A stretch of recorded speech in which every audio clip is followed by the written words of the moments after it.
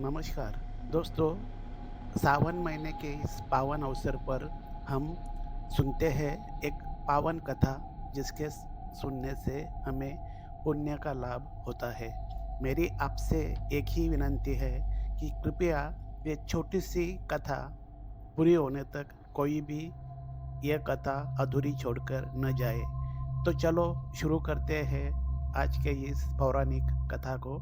कथा का नाम है धर्मराज का दरबार और आत्मा की यात्रा।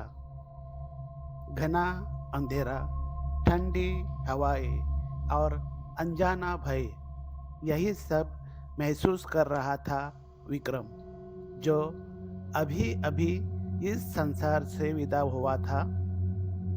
उसकी आंखों के सामने जीवन के सारे दृश्य तेजी से घूमने लगे। माता पिता की सेवा, व्यापार की लालच, गरीबों को ठुकराना और दूसरों की मदद करने में हिचकिचाना। वह अचानक एक सुनहरी रोशनी में खिंच गया। वहां खड़े थे विशाल पंखों वाले, चमकते कवचधारी गरुड़ देव, जो विष्णु भगवान के वाहन माने जाते हैं। गरुड़ की दृष्टि तेज लेकिन करुणामयी थी। गरुड़ ने कहा, विक्रम, अब तुम्हें धर्मराज के दरबार में चलना होगा। वही तुम्हारे कर्मों का लेखा जोखा होगा। डरते हुए विक्रम ने पूछा, क्या सचमुच मेरे सारे कर्म देखे जाएंगे? गरुड़ मुस्कुराए, हाँ, हर पाप और हर पुण्य, चाहे वह कितना भी छोटा क्यों न हो, दर्ज किया गया है। कथा का पहला भाग, धर्मराज का दरबार। विक्रम ने देखा कि एक विशाल प्रासाद के बीच सिंहासन पर धर्मराज यमराज बैठे थे।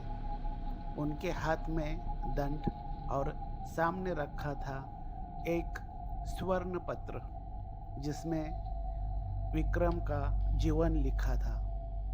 यमराज ने गरजते हुए कहा, विक्रम, तुमने व्यापार में छल किया, गरीबों को दुत्कारा और केवल अपने सुख की चिंता की। परंतु तुम्हारे भीतर दया भी थी।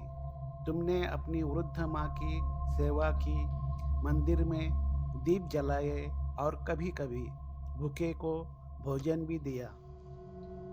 विक्रम घबरा कर बोला, हे धर्मराज, क्या अब मुझे नरक जाना होगा?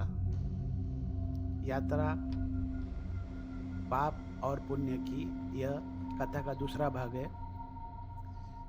यमराज ने अपने गणों को आदेश दिया। वे विक्रम को नरक के दृश्य दिखाने लगे। वहाँ पापी आत्माएं उबलते तेल के कढ़ा में तप रही थी। कुछ को कांटों पर घसीटा जा रहा था और कुछ को भूखे कुत्ते नोच रहे थे। दोस्तों, ये कथा बस यहीं पे ही ख़त्म होती है। हरि ओम तत्सत। भगवान विष्णु का आशीर्वाद आप पे सदा बना रहे।